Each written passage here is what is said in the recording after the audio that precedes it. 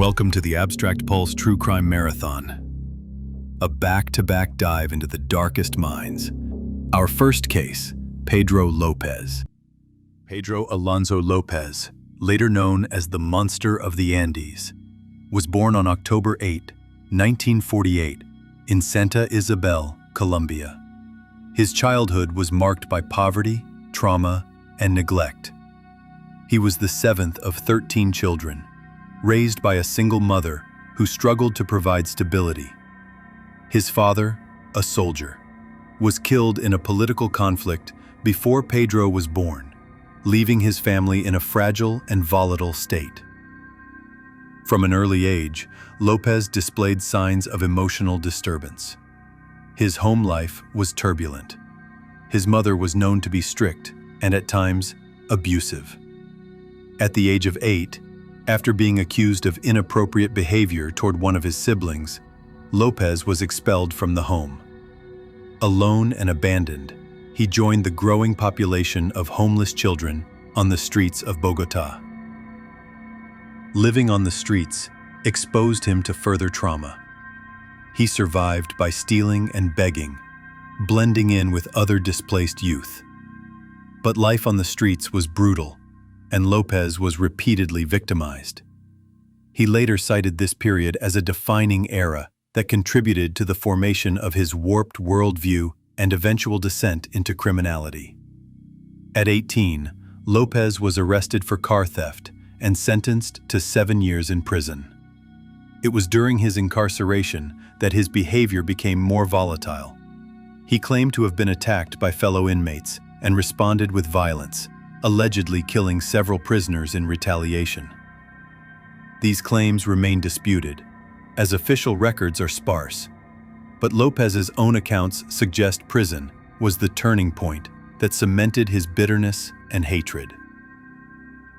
When López was released in the late 1970s, he did not return to a life of petty theft or disappear quietly. Instead, he embarked on a sinister path that would leave a deep scar on South American history. Over the next several years, a disturbing pattern began to emerge across Colombia, Ecuador, and Peru. Young girls were vanishing without a trace. Authorities in these countries were slow to connect the dots. The victims came from poor families, often living in remote towns with limited law enforcement resources. In many cases, the disappearances were dismissed or went unreported entirely. This lack of infrastructure and public concern allowed a predator like López to operate for years, undetected and unchallenged.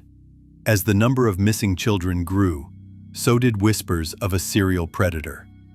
But without solid evidence or coordination between national law enforcement agencies, the scope of the threat remained hidden in the shadows. By the late 1970s, Pedro López was moving frequently between Colombia, Ecuador, and Peru. He often posed as a traveling salesman or a displaced worker to blend into unfamiliar communities. He would approach families in local markets or rural villages, sometimes offering small gifts or promises of work or help. His targets were almost always young girls from disadvantaged backgrounds, those least likely to be reported missing quickly. Despite the growing number of disappearances, López remained unnoticed for years. In part, this was due to the lack of centralized records and cross-border cooperation. The police in each country treated their cases as isolated incidents. Meanwhile, López continued to exploit these gaps in enforcement, maintaining a calm and charming exterior that hid the darkness underneath. In Peru, the situation nearly changed. López was caught attempting to lure a young girl away from a village and was swiftly apprehended by a local indigenous tribe.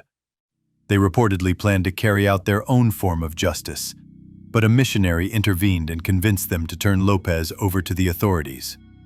Shockingly, after a brief detainment, he was deported rather than imprisoned and returned to Colombia.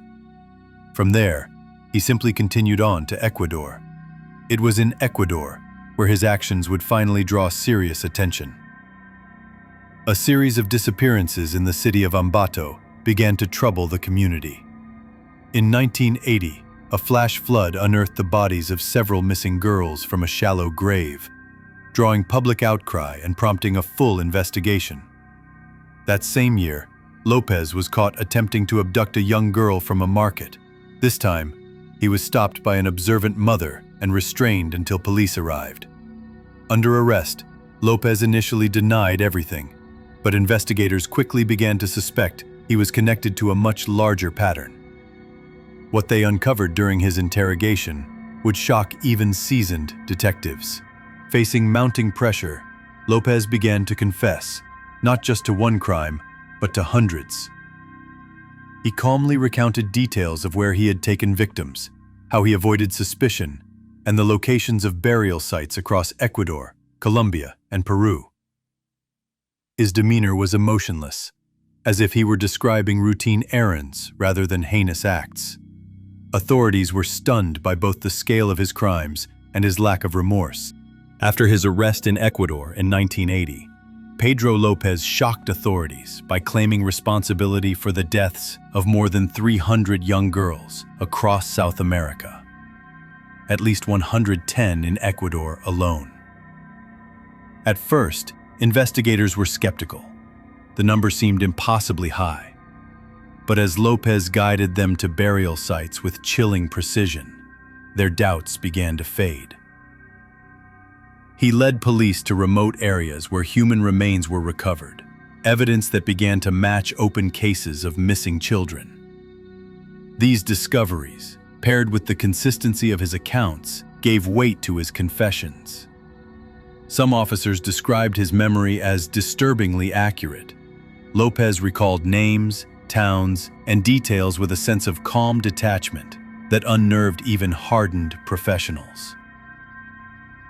The case sparked a media frenzy across Latin America.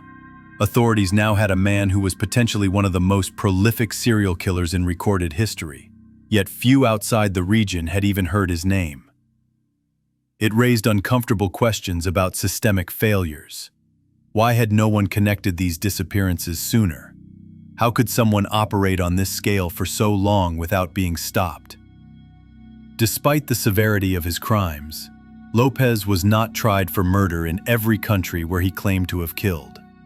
His first and most thorough legal reckoning took place in Ecuador, where he was charged and convicted of multiple murders. The evidence was overwhelming, and his own confessions sealed the verdict. In 1983, Pedro López was sentenced to 16 years in prison, the maximum punishment in Ecuador at the time, even for serial murder. This sentence, by international standards, appeared shockingly light.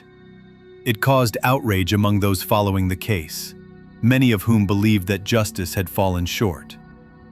López reportedly lived a relatively quiet life behind bars, often described as cooperative and eerily composed. He would later claim that his actions had been driven by a twisted sense of vengeance and control, though he rarely expressed genuine remorse. Psychiatrists who evaluated him described him as highly manipulative and likely to reoffend if released.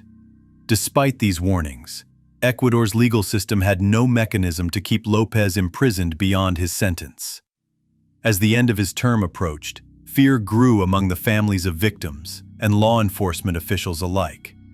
Few believed that a man responsible for so many crimes could simply walk free, but that's exactly what happened. In 1994, after serving just 14 years of his 16-year sentence, Pedro López was released from prison in Ecuador for good behavior.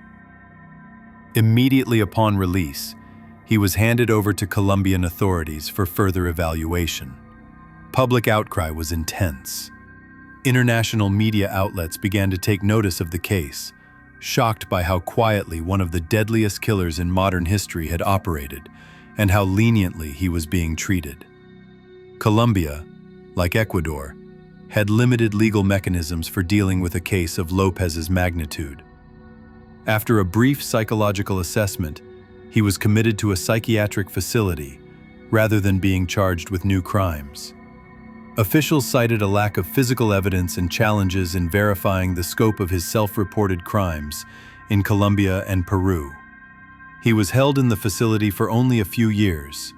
In 1998, Pedro López was declared sane and released from psychiatric care under the condition that he check in regularly with authorities. But shortly after his release, he disappeared. To this day, his whereabouts remain unknown. Some believe he changed his name and identity, disappearing into the remote areas of Colombia. Others suspect he may have fled to a neighboring country, possibly Peru or Venezuela. The lack of a centralized tracking system in the region at the time allowed him to vanish with disturbing ease. There have been rumors and unconfirmed sightings over the years. One police report from 2002 suggested that he may have committed a murder similar to his past methods, but authorities were never able to locate him. With no definitive evidence, López remains one of the most chilling examples of a high-risk individual being allowed to simply walk away. Pedro López's case is not just about one man. It's about the vulnerability of children in forgotten parts of the world, the failures of international law enforcement, and the horrifying scale of what can happen when those failures go unchecked. His crimes may be over. With his current location unknown, the possibility that he continued, or could continue, remains a haunting reality. To this day, Pedro López is considered one of the most prolific serial killers in recorded history. And yet, unlike many others with far fewer confirmed victims, his name is rarely mentioned.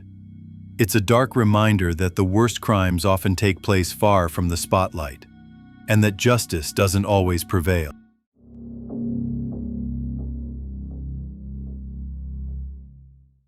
There's a different kind of horror in the quiet ones. Not the killers who scream, rage, or try to disappear, but the ones who don't flinch. The ones who plan with perfect calm, who wait patiently behind kind eyes and small smiles, who dream not of chaos but of intimacy through destruction. Issei Sagawa was one of those men, and in the summer of 1981, inside a cramped Paris apartment, he fulfilled a fantasy so vile, so surreal, that the world still struggles to understand how he ever walked free. Issei was born in Kobe, Japan in 1949. A premature birth left him weak, sickly, and almost unnaturally small. Doctors doubted he'd survive infancy, but he did. He was raised in a wealthy, respected family and given every opportunity to thrive. Yet something inside him grew twisted. He later claimed that from early childhood he was consumed by cannibalistic fantasies, visions not driven by hatred or rage, but longing.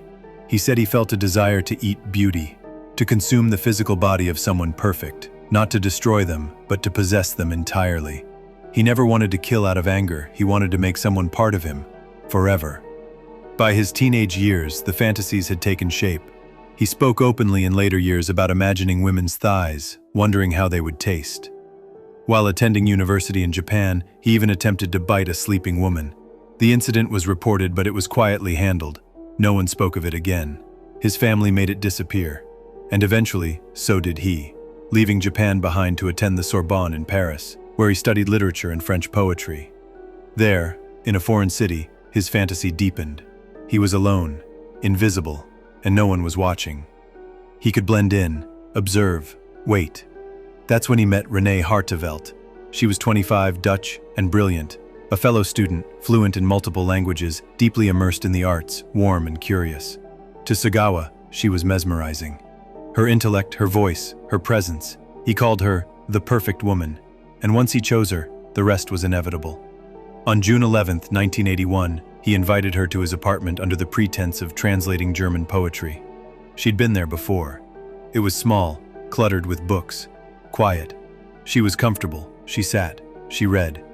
He poured wine, and then, while her back was turned, he picked up the rifle he'd purchased just for this moment and shot her in the neck. Renee collapsed instantly. Sagawa said she died without a sound. He didn't scream, he didn't run, he fainted. When he woke, hours had passed. The air was thick, silent. Renee's body lay where it had fallen, still, pale, and strangely peaceful. Sagawa stared at her for a long time. Then, with steady hands, he undressed her. Not violently, not hurried, almost reverently. He positioned her body, took photographs, documented her, like a collector might preserve a rare artifact. This was not chaos. This was ritual. And then, slowly, methodically, he retrieved a knife. He made the first incision into her thigh. He later said he was surprised by how easily the blade moved through her flesh. He cut small pieces and tasted them raw. Then he cooked them, sautéed strips of her muscle in a frying pan with butter and mustard. He described the flavor in interviews years later, said it was soft, like tuna, richer than beef. Not unpleasant, not grotesque, just fulfilling. He spent 2 days with her, eating from her, sleeping beside her, speaking to her. He was not in a frenzy. He wasn't panicked. In his mind, he had achieved something sacred. He believed that by eating her, he had absorbed her soul, that she was now part of him in the purest, most permanent way. But time decays even the darkest fantasies. The smell of death began to settle into the walls, flies circled. The apartment grew heavy with rot. He knew he had to dispose of what remained. He bought 2 large suitcases, dismembered what was left of Renee's body, folded her inside, limbs, torso, head, packed like cargo. On June 13th, he called a taxi and rode across Paris to the Bois de Boulogne, a wooded park with a quiet lake. His plan was simple: drop the cases into the water, let them sink, let nature erase the evidence. But Sagawa was small. The suitcases were large, heavy. He struggled to drag them across the grass. Bystanders noticed. Some thought it odd, how the man strained, how he glanced around. One person called the police. When officers arrived, they asked him to open the luggage. He didn't run. He didn't protest. He simply complied. Inside, they found the dismembered remains of Renee Hardevelt, wrapped in plastic, carefully arranged. He was arrested on the spot. At the station, Sagawa confessed immediately, no hesitation, no shame. He spoke clearly, even politely, detailing the murder and consumption without resistance. It was, to him, already over. The act had been completed. The hunger had been satisfied. Now all that remained was the telling, and tell it he did. In full, vivid detail. French authorities charged Issei Sagawa with murder. There was no mystery, no trial filled with doubt. The evidence was overwhelming. His confession was immediate. The case should have been open and shut. But nothing about this story ends the way it should. A judge ordered psychological evaluations. The results were convenient. Sagawa was declared legally insane, not just unstable, insane, unfit to stand trial. He was sent not to prison, but to a psychiatric institution outside Paris. There he was treated not as a killer, but as a patient, a man broken by sickness, not evil. But even that fragile cage wouldn't hold him for long. Sagawa's father, a wealthy and influential man in Japan, hired lawyers, pulled strings, applied pressure, and within 2 years, Sagawa was quietly deported back to Japan. Authorities there promised to recommit him, to reopen the case, to keep him under supervision. But the French government refused to release the court documents. Due to a legal technicality, Japanese prosecutors could not file charges. Without the files, the evidence was lost in translation. There was no way to try him again. Doctors in Japan examined him, declared him sane. And in 1986, just 5 years after the murder, Issei Sagawa walked out of the hospital, free. No prison sentence, no criminal record, no surveillance. He walked among the living with full knowledge of what he had done. And worse, he was proud of it. Sagawa didn't hide. He didn't change his name. He didn't move quietly into the countryside. He leaned in. He gave interviews. He wrote books. One of them, In the Fog, described the murder and cannibalism in haunting detail. It sold thousands of copies. He painted images of women, always missing parts of themselves. He posed for magazine covers. He was invited onto talk shows. He starred in pornographic films. Japan didn't know what to do with him. Was he a monster? A spectacle? A symbol? He became something grotesque and fascinating. A man who did the unthinkable and lived to talk about it. People would stop him on the street. Some screamed. Others asked for autographs. And he gave them, smiling, always smiling. When asked if he regretted it, he often said yes. But his eyes said something else. They said he remembered every taste, every texture. They said the hunger had never really left. Time didn't dull the memory. It simply deepened the shadow. As years passed, Sagawa grew bitter. He claimed society had cast him out, treated him like a monster. But it wasn't society that kept his name alive. It was him. He spoke. He wrote. He reminded the world.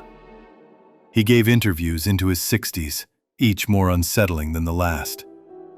In one, he calmly admitted, "I still have the desire to eat a woman. I can't stop it. But I don't act on it. That's the difference." His voice never shook. His eyes never darted. He spoke like a man recounting a lost love, not a murder. Despite his infamy, Sagawa lived in poverty. The brief fame dried up. He struggled to find work. No one wanted to hire him, but everyone remembered him. He lived alone in a small apartment in Tokyo, surviving off disability payments. The same hands that had once prepared human flesh now trembled from illness. The man who once felt godlike in his consumption was reduced to a shell, still alive, but empty. And then, in November 2022, at the age of 73, Issei Sagawa died of pneumonia. No public funeral, no memorial. His death was quiet, unremarkable. He was cremated, and his ashes were scattered without ceremony. But his story, that never disappeared. Issei Sagawa is not a cautionary tale about a man losing control. He's a reminder of what happens when control is never taken away. He did not kill in rage. He didn't snap. He planned. He studied. He fantasized for decades. And when he acted, he did so with chilling clarity. The systems meant to hold people like him failed. France deemed him insane. Japan declared him sane.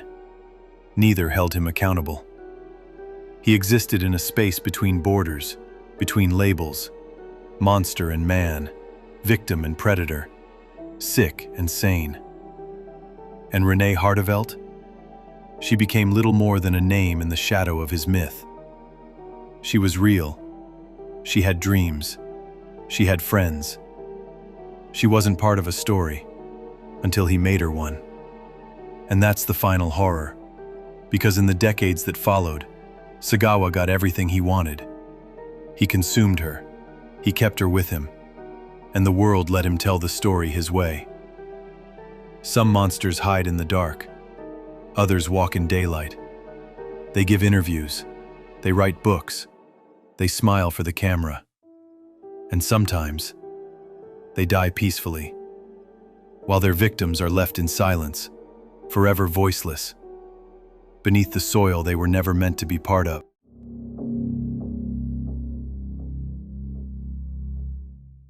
Most killers want to be remembered. Joachim Kroll wanted to disappear. He lived alone in a cluttered apartment, cooked strange stews at night, and barely spoke above a whisper. Neighbors called him odd, but harmless. No one suspected the shy, stammering factory worker was quietly feeding on the missing. For over 2 decades, women and girls vanished across the Ruhr region of West Germany. Some were found strangled near rivers or railways. Others simply disappeared without a trace. Police blamed a single sadistic killer, but they weren't looking at Kroll. He was always one town over, always overlooked. And then in 1976, a plumbing problem unraveled everything. A man complained that his toilet was backing up. Maintenance arrived and opened the pipes. What they found looked like raw meat, but the bones weren't from a pig. Inside the apartment directly above, they found a pot simmering on the stove. Inside, carrots, potatoes, and a child's hand. Kroll didn't run. He didn't fight. He simply looked at the officers and said, "Dinner." But this wasn't a one-time horror. Kroll confessed to at least 13 murders, stretching back 21 years. His victims ranged in age and background, but his methods never changed. He strangled them quickly, quietly, and then took pieces of them home. Not for trophies, for food. He said he only did it to save on meat costs. What makes this case so disturbing isn't just the crimes, it's the complete lack of emotion.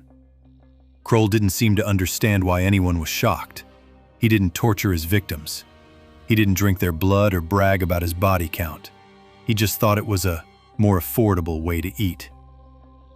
Police had spent years chasing false leads and looking for a violent sexual predator.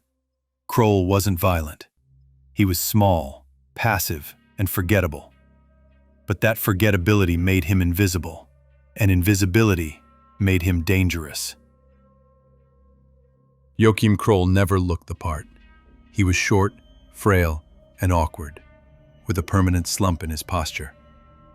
His co-workers at the local rubber factory said he seemed slow and rarely spoke.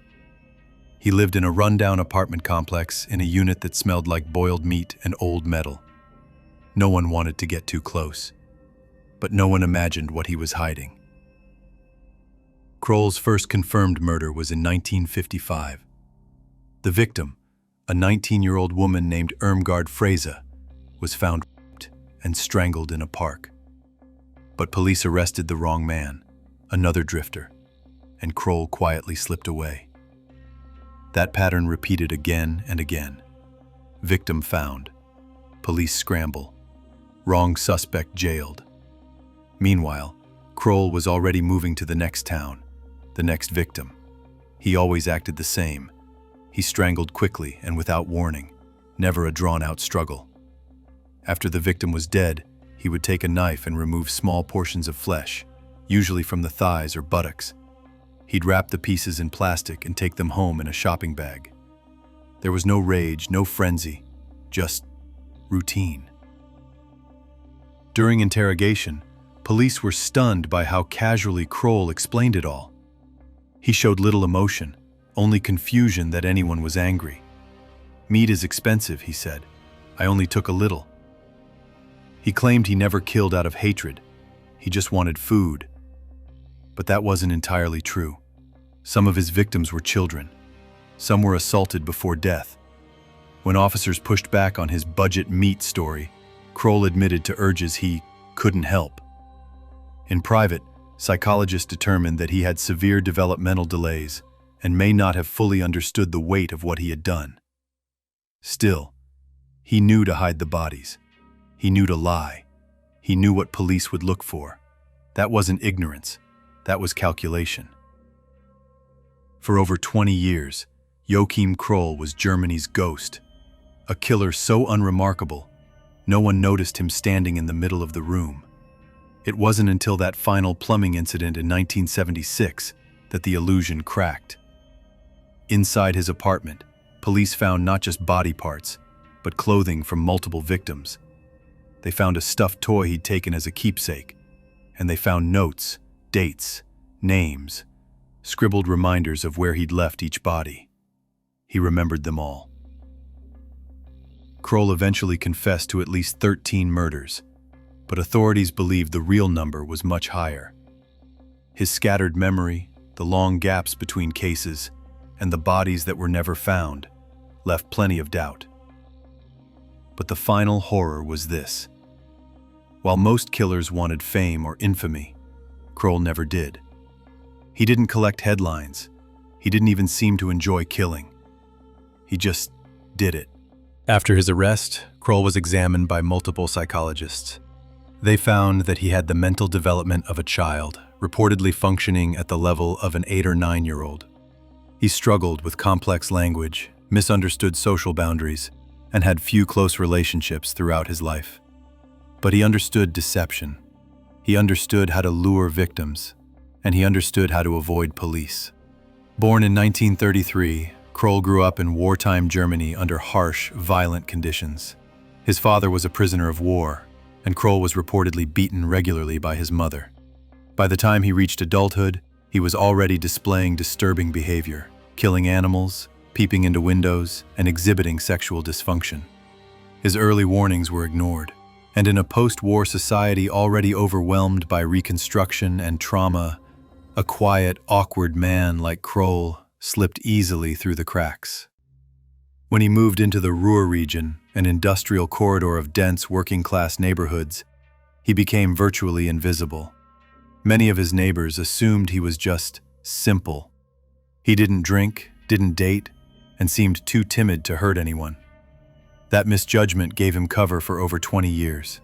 His victims ranged widely in age and background. Some were children, others were women walking home from work. He didn't seem to have a specific profile, just opportunity. He'd strike when he felt the impulse, always using the same method: strangulation, then mutilation, then disposal. He left many bodies in wooded areas or public parks, where they'd often go undiscovered for days or weeks. It wasn't until his arrest that police realized how many cases across decades had been wrongly attributed. At least 2 men had been arrested, and possibly executed, for crimes Kroll had committed. One of them, Vincenz Kuhn, was wrongly convicted for a murder Kroll later confessed to in detail. In court, Joachim Kroll seemed passive and unremarkable. He didn't plead insanity. His legal team didn't even try. In 1982, he was sentenced to life in prison. He died behind bars in 1991 of heart failure. No final words, no signs of remorse, no explanation beyond what he'd already given. "I just wanted meat." Even today, Kroll is less known than other serial killers of his time, largely because he didn't seek headlines. There were no dramatic manifestos, no taunting of police, just a long, quiet stretch of killings, hidden beneath the noise of everyday life. He wasn't a monster you'd spot in a crowd. He was the neighbor who nodded politely, the man who lived alone, the one you barely noticed, until the pipes backed up, revealing the horrors hidden just beneath the surface.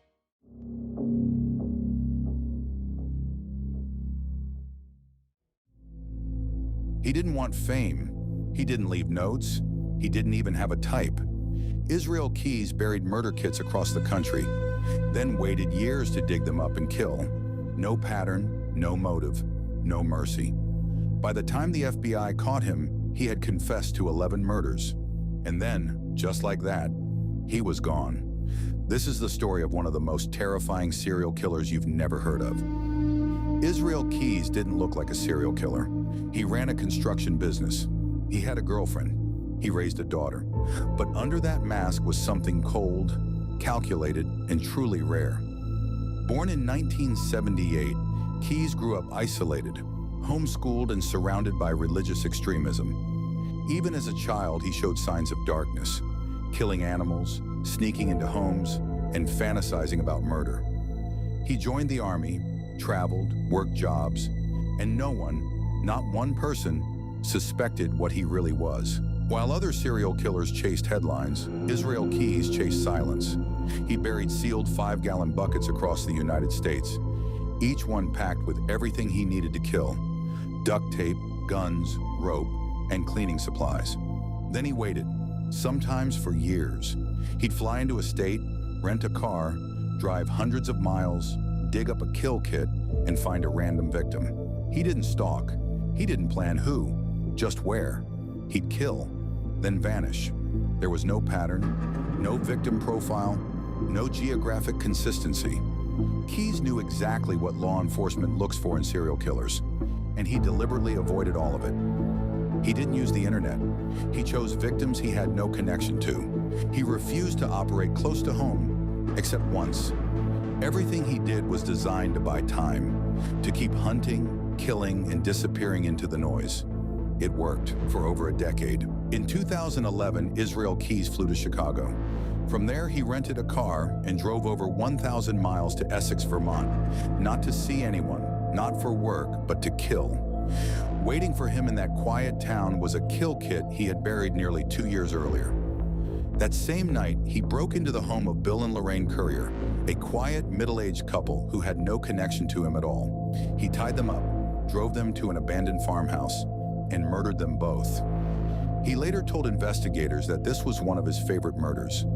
Not because of the victims, but because everything had gone exactly according to plan. Their bodies were never found, and the farmhouse he used, it was demolished before police even knew to look.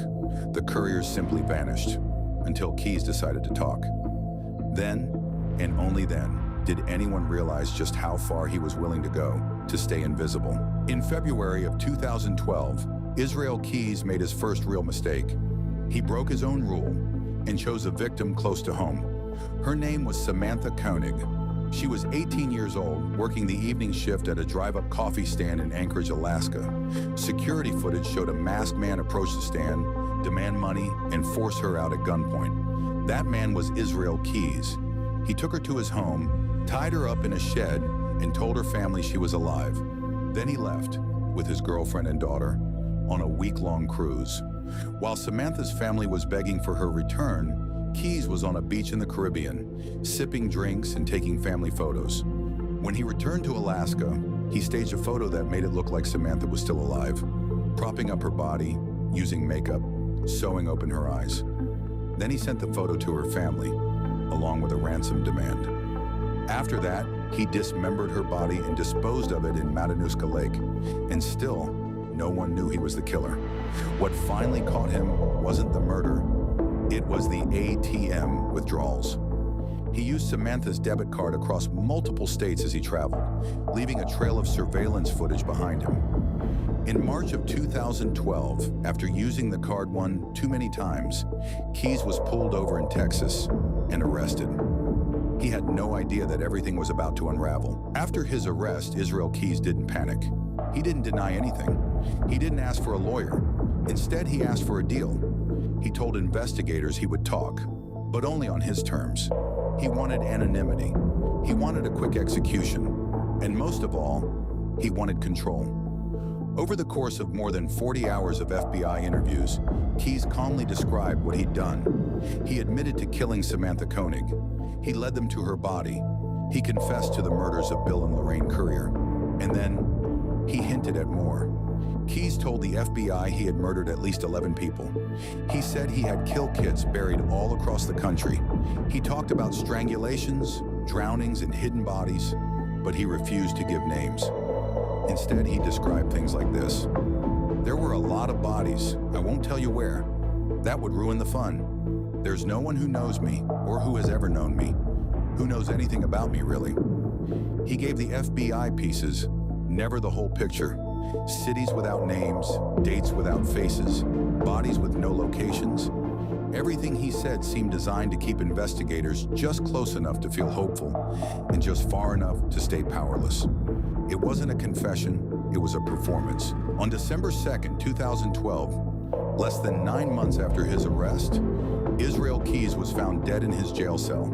He had slit his wrist with a razor blade he'd hidden in a pencil. Then he tied a bed sheet around his neck and strangled himself. It was a calculated death, planned, controlled, silent, just like the murders. Next to his body, investigators found a 4-page suicide note. But it wasn't a confession. It was poetry, dark, cryptic, violent, filled with metaphors about blood and destruction, but no names, no locations, no real answers. He died with the truth, and the FBI knew it. After his death, agents released his travel records and a timeline of every known movement he made across the country between 2001 and 2012. They hoped the public might help connect him to missing persons, and in some cases they did. But most of his secrets stayed buried. His kill kits, many are still out there, hidden in forests, under bridges, buried in remote fields.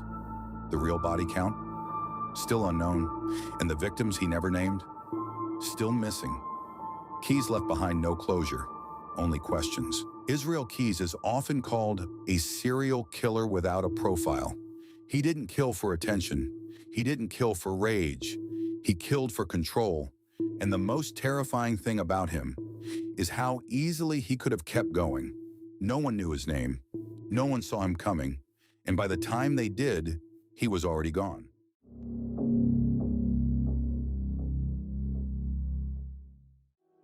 They were silent, but never absent.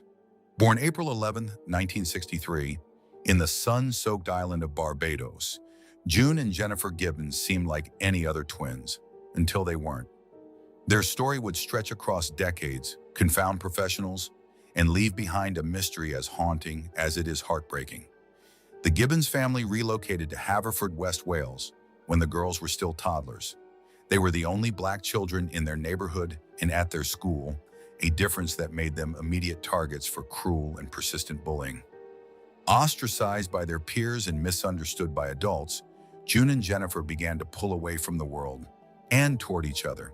Their bond became their refuge. It started with long silences around others, until they stopped speaking entirely to anyone but themselves. When they did speak, it was in a language no one else understood, a private, fast-paced dialect rooted in Bajan Creole and twisted into something indecipherable. Teachers and speech therapists tried to intervene, but the girls only grew more reclusive. Observers noticed something else, something unnerving. They didn't just act like twins. They acted like one person, split into two bodies. Every movement was mirrored, every meal eaten in unison. When one twin would attempt to do something alone, the other would sabotage it, deliberately or subconsciously, almost as if the act of separation posed a mortal threat. Their silence wasn't passive, it was pointed, deliberate. They would sit motionless in classrooms, refusing to respond even when directly addressed. They rarely blinked. They never made eye contact. One teacher described them as dolls with no batteries. Another simply called them haunting. At home, they created sprawling fantasy worlds. They wrote stories, dozens of them, full of twisted characters, violence, and betrayal. In one story, a doctor poisons his son's dog to watch him suffer. In another, children commit murder to escape the boredom of their lives. The stories were dark, yes, but more importantly, they revealed what the twins never said aloud, a yearning for freedom and a festering resentment under the surface of their bond. By their teenage years, their relationship had become toxic. Each twin seemed to need the other to exist, but also wished the other would disappear. Their diaries, discovered later, revealed thoughts of rage, domination, obsession, and self-harm. Jennifer wrote, "We have become fatal enemies in each other's eyes." June confessed, "One of us is plotting to kill the other." But they never did. Instead, they began acting out in the real world. In the early 1980s, the twins committed a string of petty crimes. They vandalized property, shoplifted, and set fires. Sometimes just for the thrill, sometimes to burn down things that reminded them of their isolation. Eventually, they were caught trying to burn down a tractor store. The court didn't know what to do with them. They were diagnosed with personality disorders and deemed a danger to society, not because of what they said, but because of what they didn't. In 1982, at just 19 years old, June and Jennifer Gibbons were sentenced to Broadmoor Hospital, a high-security psychiatric facility notorious for housing Britain's most violent and disturbed criminals. They would spend the next 11 years locked inside its walls. Broadmoor Hospital was not a place for quiet reflection. It was built for Britain's most dangerous criminals, murderers, psychopaths, and the severely mentally ill. For June and Jennifer, whose crimes had never physically harmed anyone, it was a brutal overcorrection. But their silence scared people.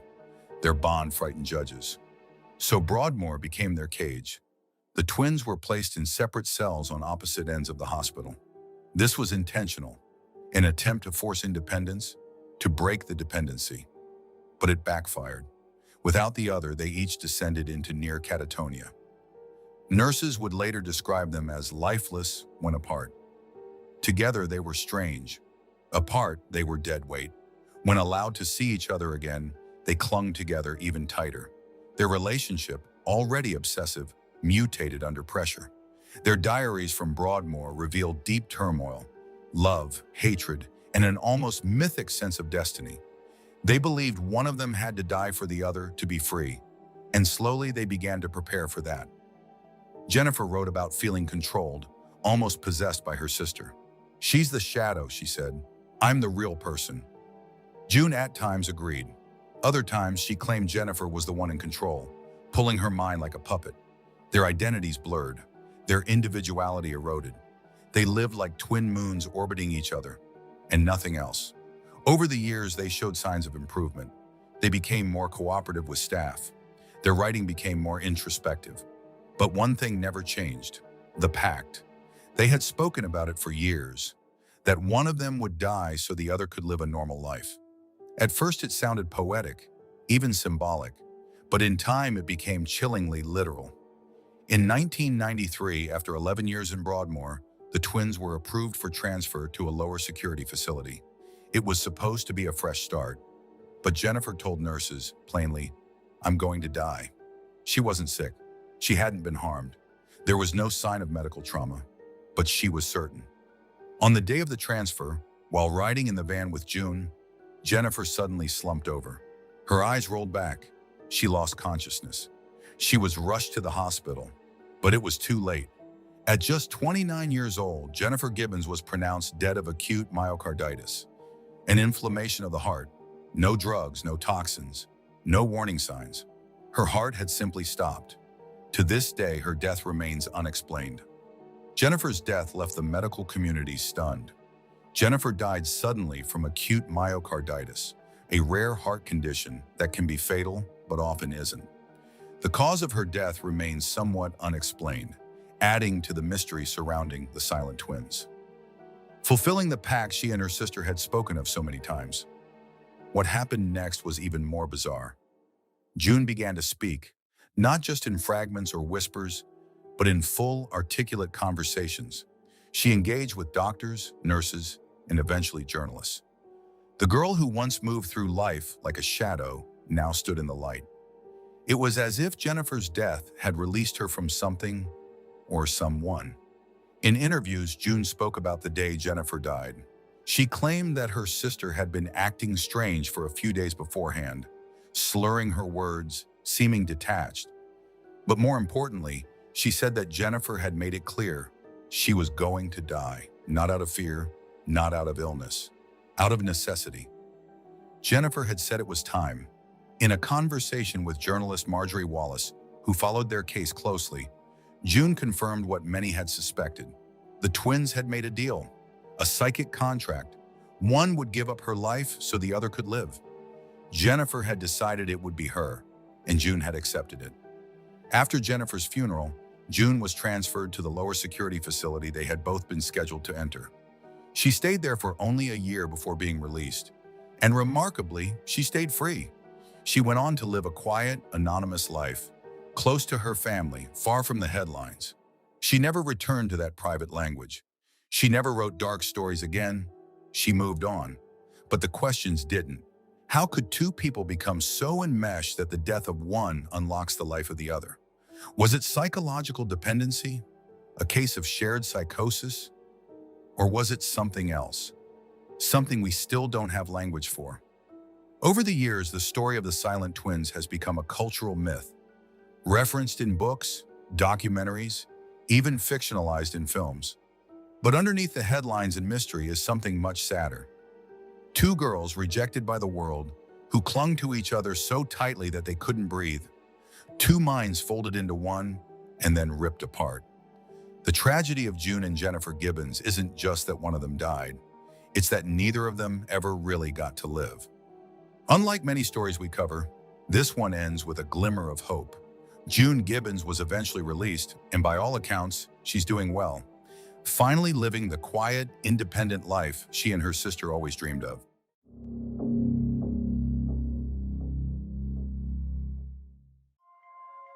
In the early morning hours of August 13th, 2018, a seemingly ordinary man kissed his pregnant wife goodbye, or so he would later claim.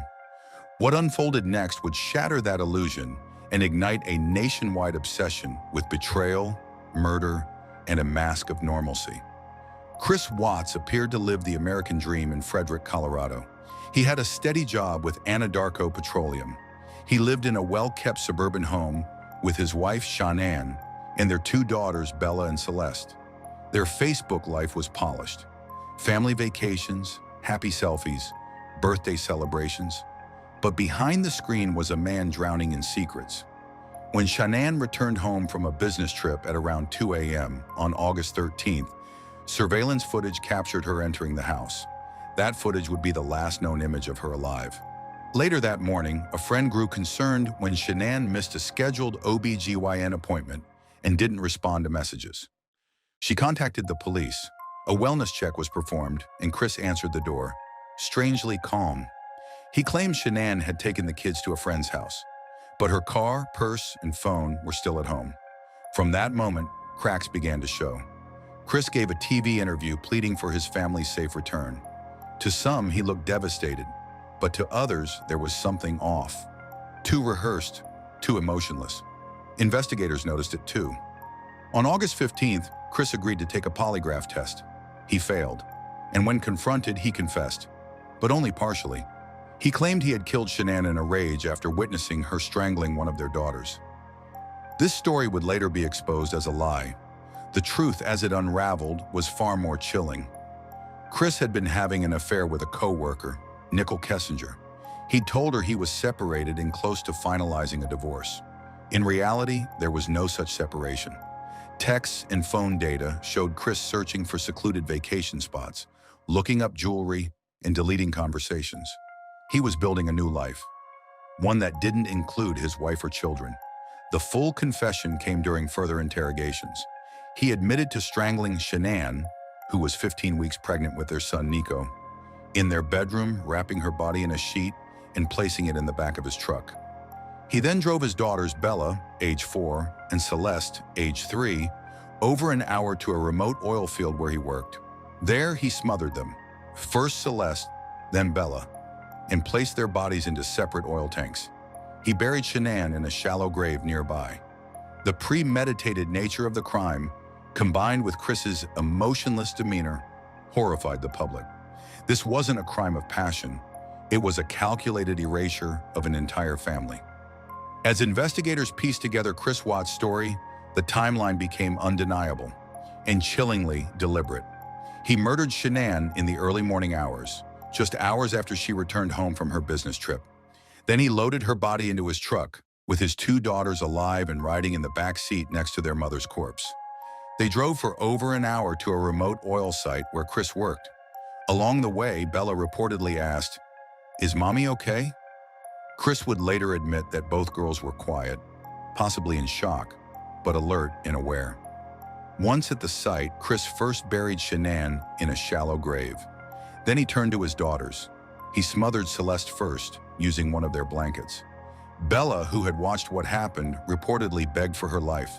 According to his confession, her last words were, "Daddy, no." He killed her anyway and placed both of their small bodies into separate oil tanks. The tank's narrow openings were only 8 inches wide. He forced their bodies in. For days, Chris denied everything. He maintained his story to friends, neighbors, and Shanann's grieving family. But as police reviewed phone records, GPS data, and surveillance footage, his lies unraveled quickly. Nicole Kessinger, his mistress, cooperated fully with authorities. She had already begun to suspect something was wrong when Chris failed to act concerned about his missing family. She discovered through the media that he was still married and had never filed for divorce. Her search history showed that she had looked up wedding dresses and phrases like, "Man I'm having an affair with says he will leave his wife." But once the news broke, she went to the police. Chris eventually pleaded guilty to all charges to avoid the death penalty. His confession spared him from execution, but cost him everything else. On November 19, 2018, he was sentenced to 5 life terms without the possibility of parole, 3 consecutive, 2 concurrent, plus 84 additional years for other charges related to unlawful termination of a pregnancy and tampering with a deceased body. The aftermath left the public reeling. People weren't just disturbed by what Chris had done. They were haunted by how normal he had seemed. There were no prior signs of violence, No reported abuse, no cries for help from Shanann or the children. To everyone watching, he was a family man. That illusion, shattered by the weight of the facts, made the betrayal even more profound. The case gained widespread attention through the Netflix documentary American Murder: The Family Next Door. Using real texts, social media posts, and police footage, the film painted a picture not just of a crime, but of a man who wore a perfect mask until it cracked completely. To this day, Chris Watts remains imprisoned at Dodge Correctional Institution in Wisconsin, far from Colorado, for his own safety.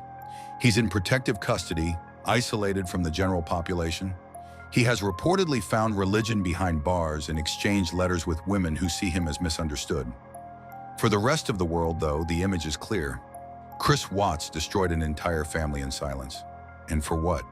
A fleeting fantasy of freedom and a clean slate, purchased with the lives of the people who loved him most. As more details surfaced, public outrage only grew. People weren't just disgusted, they were obsessed. Comment sections, forums, podcasts, and YouTube videos dissected every moment of Chris's body language, every text message between him and Shanann, every slip in his interviews. It became one of the most analyzed family murder cases in recent history. Shanann's life came into sharper focus in the aftermath. She wasn't just the victim of a horrific crime. She was a mother, a wife, a woman who documented her life passionately online. Her videos showed her as hopeful, loving, and at times overwhelmed by the pressures of her marriage. She had spoken about Chris being distant before. Friends recalled her worrying about their relationship, but never in a way that suggested danger. Text messages later revealed Shanann had confronted Chris in the weeks prior. He had become cold, withdrawn, and physically intimate less often. She told friends she felt like he didn't love her anymore, and she was right. But she never could have imagined the depth of that rejection. The public's reaction wasn't just outrage, it was heartbreak. There was something about the simplicity of the betrayal, the loss of trust, the erasure of a family from the inside, that made people feel personally affected. The Watts case became a grim reflection of how quickly a picture-perfect life can turn into something unrecognizable. Even the police and FBI agents involved said they were shaken. Many described Chris as unnervingly calm, even pleasant, during interviews, right up until he broke down and confessed. That mask of normalcy never fully dropped, even as he detailed the deaths of his wife and daughters. There were no signs of struggle, no bruises, no fights beforehand, just quiet annihilation. And despite his confessions, Chris's version of events is still debated. In a prison letter written months after sentencing, he claimed he had been possessed during the murders. He wrote that a dark force had taken over him, but no psychological diagnosis has ever supported that claim.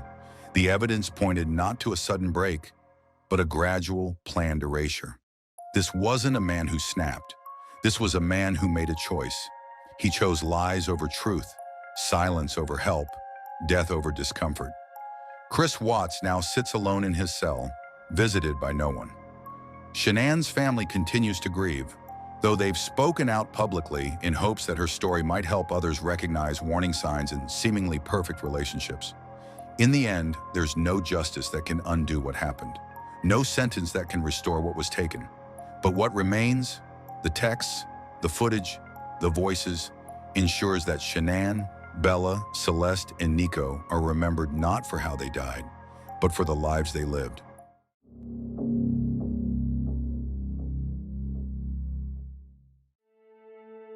In the remote wilds of Alaska, a quiet baker ran a successful shop by day, and by night he hunted women like game. This is the story of Robert Hansen, the butcher baker, a predator who turned the frozen wilderness into his personal hunting ground. Robert Christian Hansen was born in 1939 in Esterville, Iowa. He was the son of a stern Danish immigrant who owned a bakery. From a young age, Robert was quiet, socially awkward, and severely bullied. He developed a stutter which only deepened his isolation. His father, strict and emotionally distant, offered no comfort. Discipline ruled the home, affection was absent, and resentment began to take root. Hansen's bitterness was especially aimed at women. He saw them as cruel, unattainable, and mocking. Throughout his teenage years, he was rejected repeatedly. While others dated and grew into themselves, Hansen remained on the outside, watching. In 1960, his anger boiled over. At 21, Hansen burned down a school bus garage in Pocahontas, Iowa. He was arrested and spent nearly 2 years behind bars. A psychological evaluation labeled him with an infantile personality. But prison didn't change him. It only taught him to hide better. He married young, but his wife left him shortly after his arson conviction. Eventually, he moved to Anchorage, Alaska in 1967, where he opened a bakery. To the outside world, Hansen was a quiet, hard-working family man. He had a wife, children, a business. But under the surface, the resentment still festered. And in Alaska's vast wilderness, he found the perfect place to let it out. Hansen took up hunting. Not as a hobby, but as an obsession. He became skilled with rifles and bow hunting, earning local trophies and respect. The solitude of the woods, the control, the dominance, it gave him something he never had before. Power. That power turned dark.